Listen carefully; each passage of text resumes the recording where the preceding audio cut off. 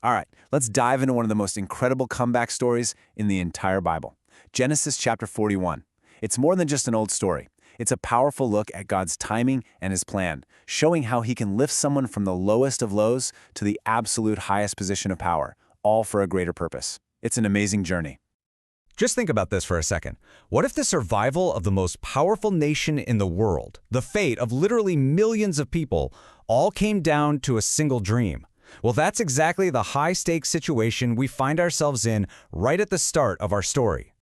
So, our story kicks off with Pharaoh, the most powerful man on earth, having a really bad night. He has these two dreams, and they're so vivid, so terrifying, that they just shake him to his core. He knows they mean something huge, but nobody in his kingdom can figure it out. So in this first dream, the picture is just bizarre.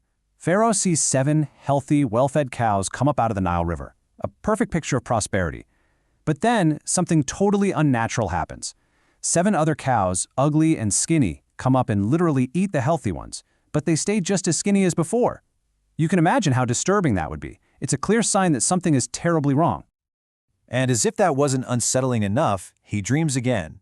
This time, it's 7 full, healthy ears of corn on a single stalk. Then, right behind them, 7 thin, withered ears sprout up and swallow the good ones.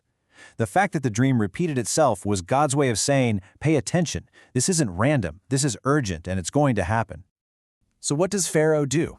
Exactly what you'd expect. He calls in his experts, all the magicians, all the wise men, the best and brightest minds in all of Egypt. And here's the crucial part. They have nothing. They're stumped. All the human wisdom and power of the most advanced civilization on Earth comes up completely empty. They can't decode God's message. And this, right here, is so often how God works, isn't it? The moment human wisdom hits a wall, he creates an opening from the most unexpected place. The failure of Egypt's experts is the exact trigger needed for a single, long-forgotten memory that is about to change the course of history. And then a voice speaks up. It's the chief butler. He says, I remember my faults today. A full 2 years after he was released from prison, he finally remembers the young Hebrew man who perfectly interpreted his dream and the baker's dream. You can just feel the urgency. This is God's perfect timing in action. And just like that, Joseph's world is flipped upside down. I mean, can you just picture it? 1 minute, he's in the darkness and grime of a dungeon, completely forgotten. The next, he's being rushed out, cleaned up, given new clothes, and ushered into the brilliant throne room to stand before Pharaoh himself. What a whiplash. Now we get to the absolute heart of this whole account. Joseph is standing in front of the king. He holds the key to saving the entire nation. This is his big chance to make a name for himself, to get some credit. But he doesn't take it. Instead, what he does shows this incredible humility and unwavering faith. Before Pharaoh even tells him the dreams, Joseph says this, "It is not in me." He immediately points away from himself and straight to God. He makes it crystal clear. Any wisdom I have comes from God, and He's the one who will give you the answer you need. What a powerful statement of faith after all those years of hardship. So then Joseph, with God's wisdom, lays it all out. He says the 2 dreams are actually one single message, just repeated to show that it is certain. God is showing you what's coming. 7 years of incredible abundance, more than you've ever seen. But they'll be followed by 7 years of a famine so severe, it will make everyone forget the good years ever even happened. But Joseph doesn't just drop this bombshell and walk away. This is where you really see the wisdom of God shine through him.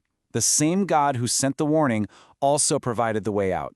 Joseph doesn't just interpret the dream, he gives Pharaoh a detailed, practical blueprint for survival.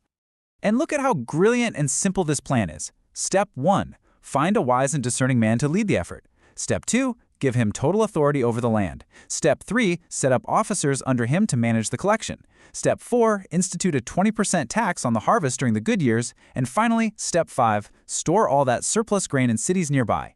It's a complete nationwide strategy laid out in just a few moments. So how did Pharaoh and his court react? It was immediate and unanimous. There was no argument, no debate. They all instantly recognized that this wasn't just some clever man's idea. This was a plan from God himself, delivered through Joseph. They saw the Spirit of God on him, and they were all in. And this is where we see the incredible payoff. Pharaoh turns to his officials and asks pretty much, where are we going to find a guy like this? Someone who has the Spirit of God in him. And of course, the answer is standing right there. After all those long years of faithfulness in the pit, Joseph is about to be rewarded in a way he could never have imagined.